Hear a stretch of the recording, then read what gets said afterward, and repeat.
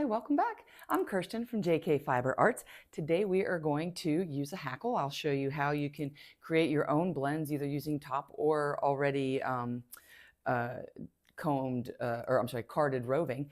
And we can make some blends, and I'll show you how to diz that off into a roving that you can spin from. These are some of the colors I'm thinking about using here to get us started. This is pulled silk sari. I think it's called duckling. I don't have my glasses on. Yeah, it's called duckling. We have some of this, and I did like an ounce of that. And then I have this wonderful pearl fiber to add some sheen, which I just dig this stuff. It's slightly less slippery than bamboo, but it has a nice little sheen to it, and it's a lovely cellulose fiber. And then here we have some green. This is merino. This is really nice merino. Holy moly! Oh my goodness! I just pulled this out of a scrap bag of merino that I have, and that's like at least 18 micron merino. This one also probably 18 micron merino. So we're gonna have some divine fibers in here. And then I have this wonderful kind of bright popping bamboo, and there's a little bit of random silk that I had. We're just gonna put that all together in here. Not necessarily in this order. We'll figure that out too as we come along. This is my hackle, and it's made from woolen woodwork, which is in the Netherlands. And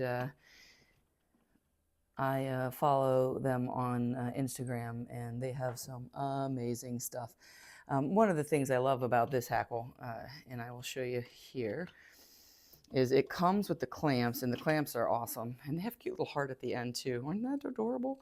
But here's the clamp. So you can put this on in two different ways.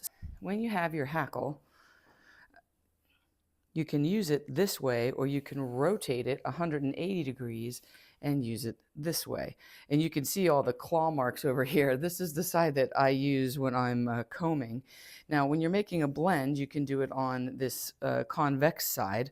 I prefer this side. That's just because I can get the diz closer. So I can get my diz here when I'm doing the fiber at the end, as opposed to this way, where I'm trying to diz, and it's just a little bit harder to get in with this concave because I run into the base here a little bit more. Typically, I'm going to do it this way. And the clamps can go through and obviously clamp it in either direction. So I'm going to clamp this on here, and we'll get started. And all I do is just put this through the little pre-drilled holes. Like I said, it comes with the clamps already with it. So I'm just getting this clamp, and this clamp as flush as I can. This one's not flush yet, so let's work on that. I think I just have this too tight. There we go. And I just slide it in until the clamp is flush with the table, and then I tighten it up. Same thing over here.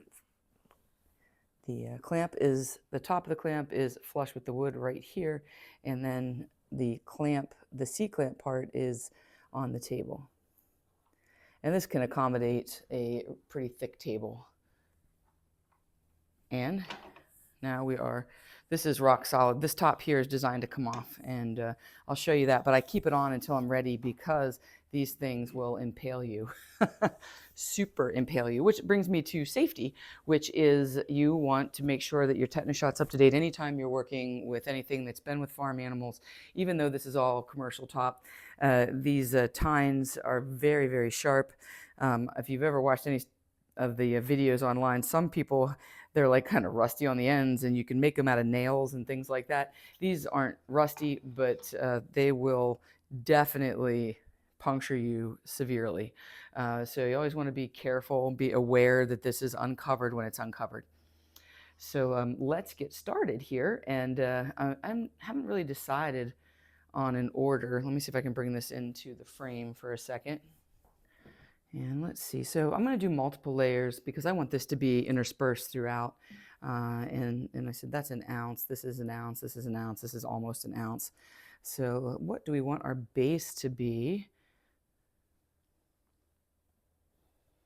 I think I want it to be this nice dark one here. So all I'm going to do is I'm just going to rip off a little bit here, a staple length-ish, and I'm going to lash it on. And I'm doing this nice and slow so you can see what I do. So I put it on here, and then I'm going to pull.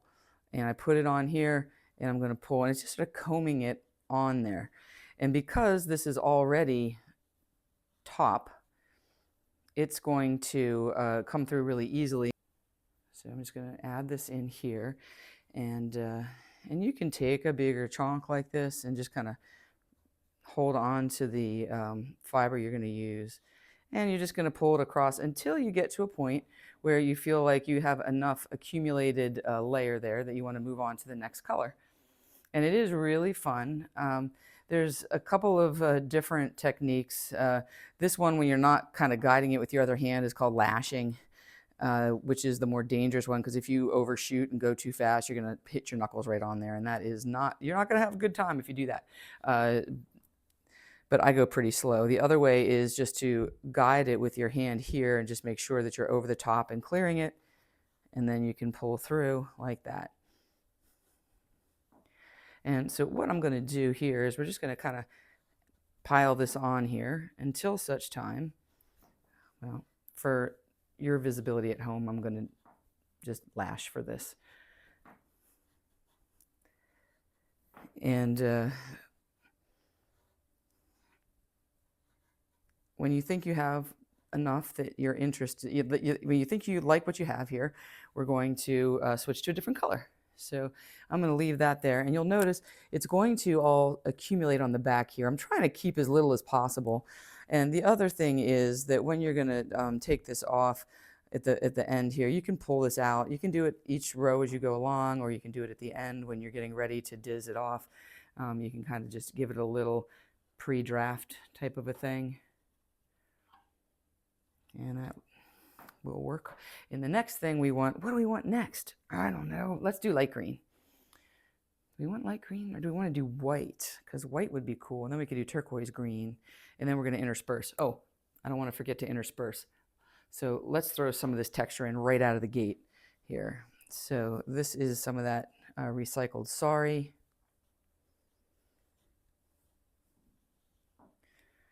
Again, this is going to be adding our texture and give us a really cool tweedy looking yarn.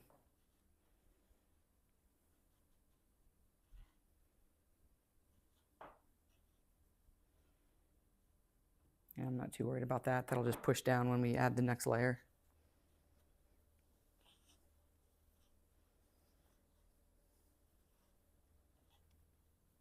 I'd like to say I'm not a lasher, but I tend to do more lashing as it goes on.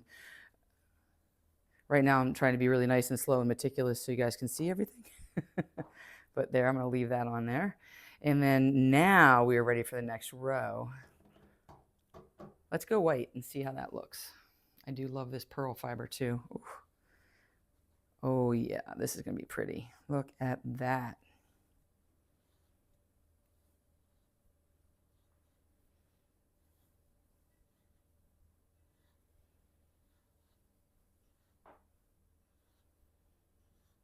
And again, you can make this as thick or as thin of a layer as you want. Just depends on what you want your top to look like when you diz it off here. And because I'm using comb top on this and I'm keeping the fibers aligned, when I diz it off, it'll be top. So it will be dizzed off top. And you can, I have actually, I should have got them out. Actually, I think they're in the wash. But I did a really cool, one of my favorite blends ever. I named it Royal Purple. And I spun that up, and it was like a tweedy, variable colored purple yarn. And I spun socks. They're some of my favorite socks ever. And I just wore them. So I was going to say, oh, let me go get them. But I know that they're dirty. I wore them this week because it was so cold outside. And they're really lovely thick socks. All right, so I think I like that. And next thing here, let's do, let's see, we've got the dark, we've got that, white in between. Let's go green here. Let's do a little bit of this.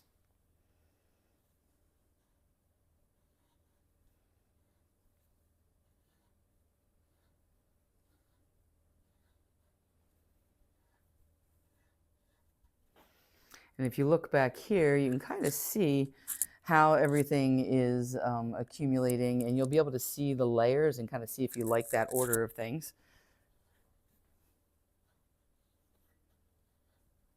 And I'm trying to not leave too big of a bunch of fiber behind.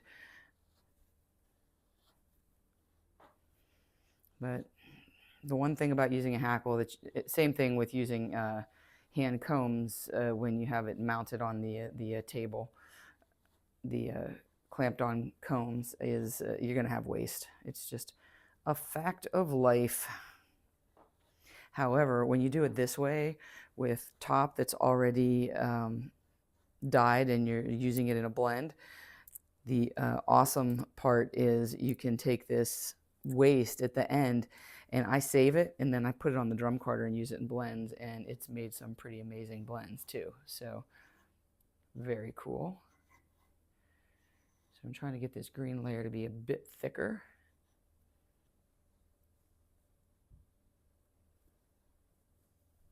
All right, and so again, I'm just going to give this a little pull here, this layer that I just put on. Mary at Camesh Fiber Arts talks about Santa's beard. I love her. She's such a knowledgeable lady. And she always talks about the Santa's beard, and she just goes like this and makes it into this cute little beard. And then she dizzes from that. It's adorable, but that's when she's using the hand carder, so it's only about yay wide. I mean the small comb. I'm sorry, I say carder, comb. I'm going to do that a lot because I have drum carding on the mind, on the brain. So let's see. Let's put some of this brighter bamboo streak through here. Oh, yeah. I like that. That is lovely. Lovely, lovely. And there's no limit to how many layers of color you can do with this. And if you want to take it off when it's pretty light, you can do multiple passes. So if I measured out 4 ounces of fiber, I can do 2 2-ounce passes, and it'll be the same, you know, as doing 1 4-ounce.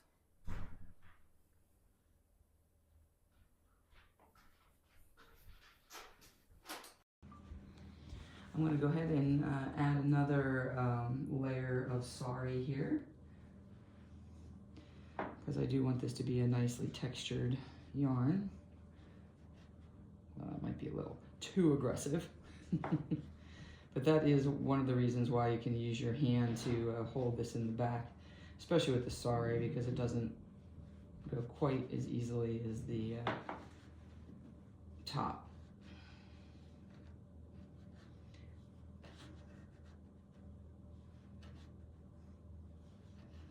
Oh, I love this. This is going to be so pretty. The pulled silk tends to draft really easily, so you have to be careful. I don't want to pre-draft it too much here. Now we have this, and now I want to use the, let's see, we did the turquoise layer there, and I'm going to sandwich this with another of these light blue layers. Maybe I should use the white layer. Decisions, decisions.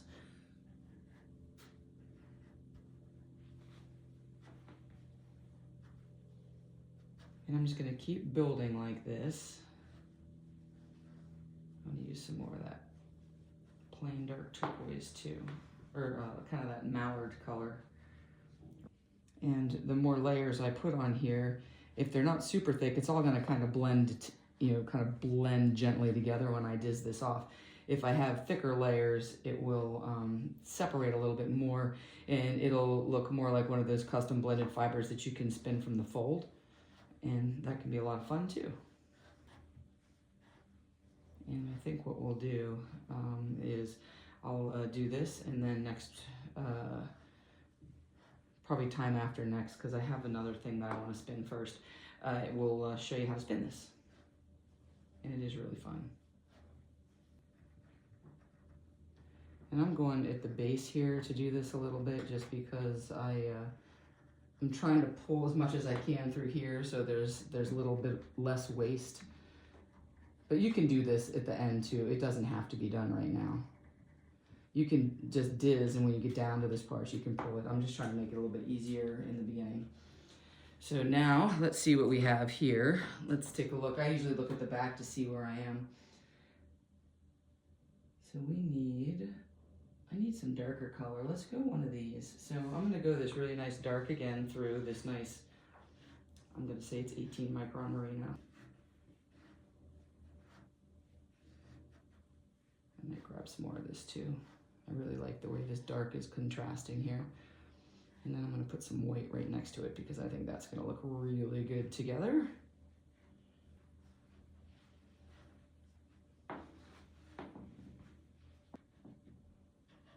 And I was going to tell you I measured this and it was 3.5 ounces. However, I already added in a little extra mallard, but I might not use all the other stuff. It just depends on, I just kind of decide what I like as I go along.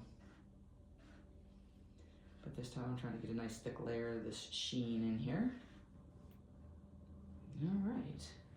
And now we're looking at the back here, and so I can see I've got dark, I've got the dark, and then I've got the white, and I've got the pale green, a bright bamboo turquoise, the dark green, light green, and in between there's all that sari. So I'm just going to kind of push this down just a little bit because we're going to get a little bit close to the top here.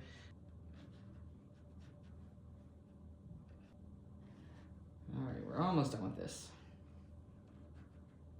My dream for this winter is to have a snow day because that's not something that I come by very often. All right, now I'm going to add some of this shiny bamboo in here. Oh, this is so pretty. This is going to be a really lovely blend.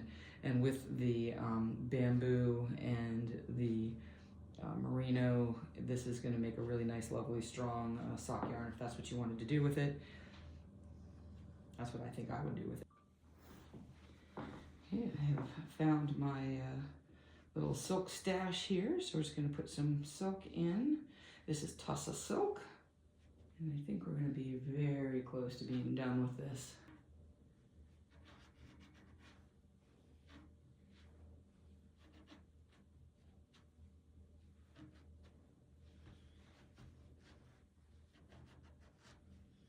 So this will be a really nicely, highly textured tweedy yarn.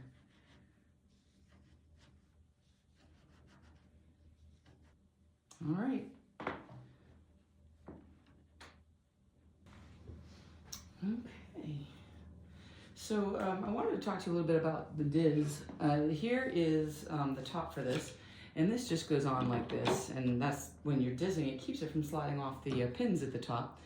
And typically I leave that off when I'm doing this to demonstrate so that you can kind of get the full effect. But I think what I'm going to do is, this is pretty full, I'm going to leave it on to start. And then as I'm getting a little bit lower down on the top here, we'll take it off so you can see. So here is the diz that I typically use for this. And this is a concave side here, and this is the convex side here. And I use the concave side, and that will help to funnel, the concavity will funnel the fiber and kind of draw it from its neighbor as I come across here into it, and then I'll work my way back. This is a very lovely diz, and this is my favorite diz for this. This is a lovely diz, but I used to use this one on the drum carder all the time. And I also like it because it's cute. It has a cute little fox on it. However, this is the one that I've most recently used, and this is my Clemis and Clemis, and it came with my drum carder, and it worked really good on my drum carder because I could push it right flat on the pins and hold it like this with my other hand, and it was really great. But I don't think this one is going to work great for this purpose because I'm not going to be sliding it down to the pins every time. So I'm going to go with the one that I am the most familiar with, which is using this one. And what you need to get started is some sort of a threader. I have a tool that I use for my loom. Ooh, I forgot about this diz. I just got this one. Ooh, let's try a new diz. I'm glad I got my little basket out. So this is from Shepherd's Woodworking. He's the one who makes the Turkish spindles that I've been using. And this one has a little bit bigger of a hole. It might be nice to have like a wider fiber. This one is a little bit concave, so let's give it a try and see how it goes. So back to, I was looking for this, which is why I got my basket out. I have a little threader on the end of my loom tool here. So what I'm going to do is, let's use this medium size. I've never used a hole this big before either, I don't think. Is that the same size as this one? I guess it is, maybe? Yeah. So I guess that's the largest hole right there. And so let's see if it works. If it doesn't, I'll have an excuse for failure. So what I'm gonna do here is I'm gonna get all the layers. So I'm just gonna grab a section, a pretty small section, but I want all the layers here to get started.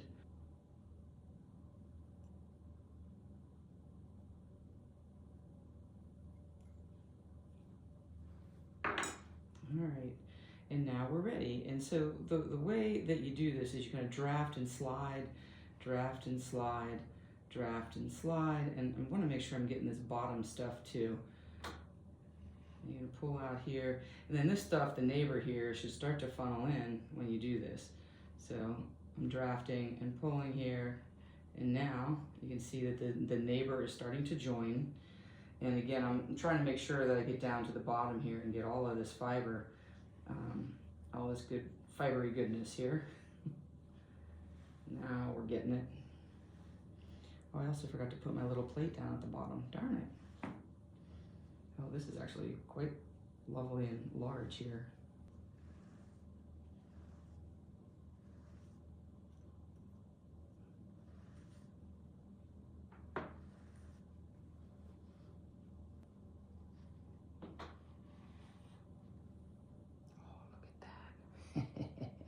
Isn't that lovely?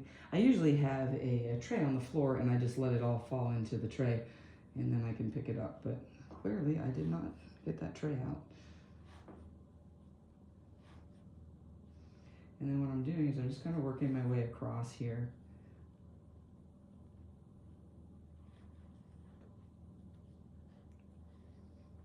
And the other thing that I like to do is, we were talking about, make sure we're kind of pre-drafting a little bit.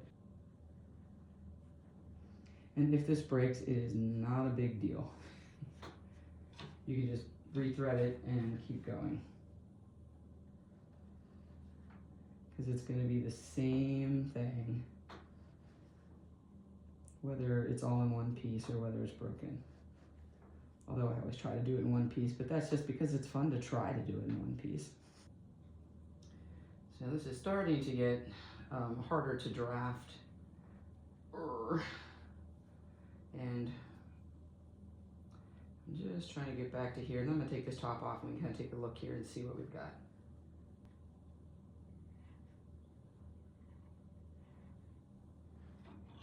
All right, let me take the top off so you can see. And the key to this though is you got to keep pushing it down, pushing it down.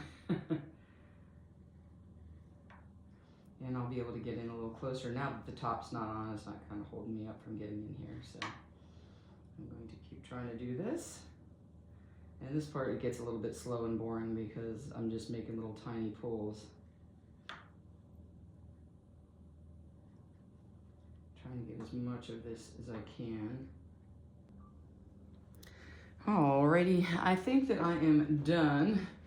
I don't feel like struggling to get any more of this off of here. So, plus I'm gonna use this in a blend. So I wanna show you here the bit that I'm gonna take off here. And so this is all of the leftover stuff. And I was hoping to take a little less waste. And this side I have a lot less waste than this side, it's a little thick. But this is super cool. So I pull all this off and then I save it and you use it in the drum carder and it's so awesome. Check it out. You see that? Isn't that neat? And that will make a super cool part of the bat. So I just save that as my Hackle waste, and I have little separate bags that are labeled with Hackle waste, and then I will use that in a different blend. So I'm gonna put this off to the side. I'm gonna cover these tines up so I don't accidentally stab myself, and then I'm gonna bring the top up here so we can take a look at it. So I had 2 breaks already here. Let's see how many other breaks I have in this thing. But it looks gorgeous, and it's going to spin beautifully. It is absolutely gorgeous. Oh, there's another one. All right. Eventually we're going to get back to where the good stuff is. Back to the beginning.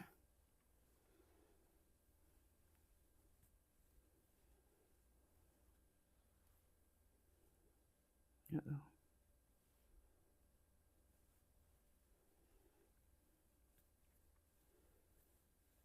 Look at this. Oh, it's so pretty. Oh my gosh, I love it. There we have it. So look at that gorgeousness. That is going to be so pretty to spin. And of course I have these little 4 baby nests to go with it. Let's see how much this all weighs. Although my beginning weight is suspect because I weighed 4.5 ounces and I didn't use it all. And I used more of one and less of the other. Here's my weight. And that's 2.15 ounces, so which makes sense because I usually do 2 and 2 for my, I'll do 3 passes of 2 ounces for my socks. And then here's the waist. So the waist was 1/4 ounce. Here we have it, our 2.15 ounces of beautiful blended comb top. Look at that. Oh my gosh, it's so wonderful. And we had 1/4 ounce of waste on our Hackle, and I'm going to use that in a blend, and maybe I will show you that in a couple of weeks. We're also going to get this spun coming up in the next few weeks, and if you are interested in any of the top, I do have some of the mill top available now. It is the vintage, which is the kind of a green gray with silk sari, and that's on my website. It's super pretty. And then I have a bunch of rollags and some really nice art bats. I hope you guys learned something today, and I will see you next time. Until then, spin happy.